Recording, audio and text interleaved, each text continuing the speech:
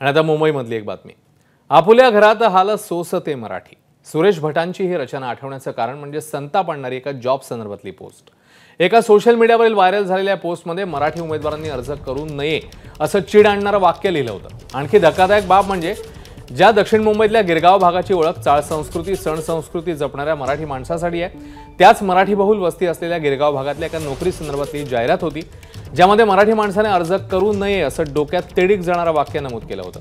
पाहता पाहता सोशल मीडियावर पोस्ट व्हायरल झाली आणि संबंधित कंपनीला आपण केलेल्या घोड चुकीचा साक्षात्कार झाला। त्यांनी पोस्ट डिलीट केली आणि माफी मागण्यासाठी दुसरी पोस्टही लिहिली। दरम्यान या प्रकरणाची सविस्तर चौकशी होईल अशी माहिती मंत्री दीपक केसरकर यांनी दिलेली आहे। या कंपनीची संपूर्ण चौकशी केली जाईल आणि अशा तऱ्हेची पोस्ट टाकता येते का हे मी तपासून बघायला सांगेन।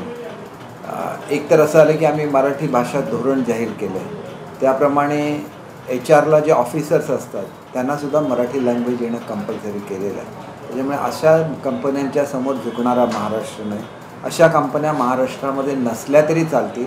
आम्ही नव्या कंपन्या उभ्या करू आणि आता तर आम्ही 4 लाख जॉब्स स्वतः शासन जर्मनीमध्ये देते, त्याच्यामुळे अशा कंपन्यांची आम्हाला आवश्यकता बिलकुल मुंबईमध्ये नाही। परंतु कोणालाही हॅरॅस करणं हे धोरणसुद्धा नाही।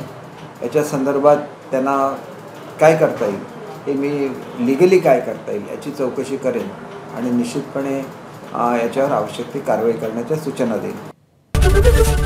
ABP माझा, उघडा डोळे बघा नीट।